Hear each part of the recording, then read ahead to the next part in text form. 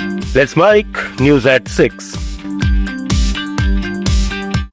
मध्य पूर्व में Iran America Israel संघर्ष के बीच स्ट्रेट ऑफ होर्मुज प्रभावित होने के बावजूद भारत में पेट्रोल और डीजल के दाम नहीं बढ़ेंगे। सरकारी सूत्रों ने स्पष्ट किया कि होर्मुज रूट पर निर्भरता कम करने के लिए भारत ने वैकल्पिक मार्गों से कच्चे तेल की आपूर्ति 10% बढ़ा दी है। इससे कुल आयात का अब 70% हिस्सा होर्मुज से बाहर के रास्तों से आ रहा है।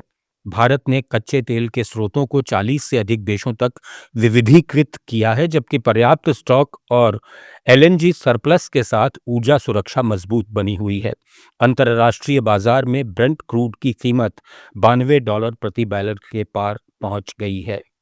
रिपीट, अंतर्राष्ट्रीय बाजार में ब्रेंट क्रूड की कीमत $92 प्रति बैरल के पार पहुंच गई है, लेकिन सरकार ने पेट्रोल डीजल की कीमतें स्थिर रखने का भरोसा दोहराया है। हालांकि यदि संघर्ष लंबा खिंचा तो चुनौतियां बढ़ सकती हैं। इधर पश्चिम एशिया में जारी संकट के बीच भारत में उर्वरकों की कमी का कोई तत्काल खतरा नहीं है। सरकारी कंपनी फैक्ट के प्रबंध निदेशक एस शक्तिमणि ने आश्वासन दिया है कि फिलहाल यूरिया की पर्याप्त उपलब्धता है और खरीफ सीजन के लिए कोई समस्या नहीं होगी।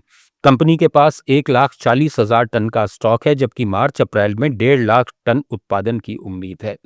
हालांकि यदि युद्ध 6 महीने तक लंबा खिंचता है तो रबी सीजन में आपूर्ति पर असर पड़ सकता है, क्योंकि फैक्ट रॉक फॉस्फेट और फॉस्फोरिक एसिड जैसे कच्चे माल के लिए भारत मध्य पूर्व पर निर्भर है।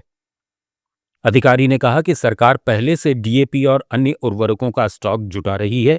स्थिति 1 महीने में सामान्य होने की उम्मीद है, जिससे किसानों को घबराने की जरूरत नहीं है।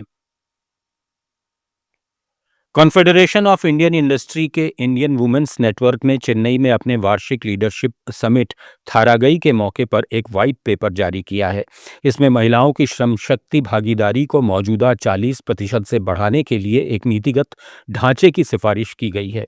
ये रिपोर्ट 2024-25 में हुए संवादों और गोलमेज बैठकों पर आधारित है, जिसमें यूएन वुमेन और तमिलनाडु सरकार की WE सेफ पहल जैसे हितधारक शामिल थे। मुख्य सुझावों में केवल मातृत्व लाभों पर फोकस करने के बजाय महिलाओं के पूरे जीवन चक्र में स्वास्थ्य सहायता, कार्यस्थल सुरक्षा, देखभाल जिम्मेदारियों के लिए सहयोग और करियर ब्रेक के बाद वापसी के लिए सेकंड करियर प्रोग्राम शामिल है। मुख्य अतिथि डॉक्टर अरविंदम सेल्वराज ने कहा कि शादी, बच्चे, मेनोपॉज और बुजुर्ग माता पिता की देखभाल जैसी चुनौतियां महिलाओं के करियर को प्रभावित करती हैं, जो पुरुषों को नहीं झेलनी पड़ती। ये ढांचा महिलाओं की आर्थिक भागीदारी बढ़ाकर आर्थिक विकास को मजबूत करने का लक्ष्य रखता है। सीबीआई ने उद्योगपति अनिल अंबानी और उनकी कंपनी रिलायंस कम्युनिकेशंस के खिलाफ 1,085 करोड़ रुपए की कथित बैंक धोखाधड़ी का नया मामला दर्ज किया है।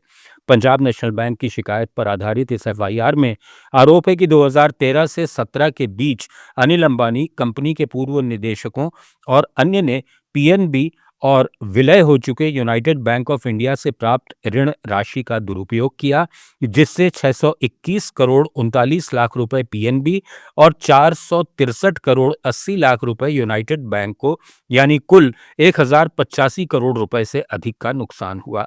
यह मामला अनिल अंबानी पर चल रहे अन्य बैंक फ्रॉड और मनी लॉन्ड्रिंग जांचों के बीच आया है, जिसमें प्रवर्तन निदेशालय ने पहले ही उनकी कई संपत्तियां जब्त की हैं।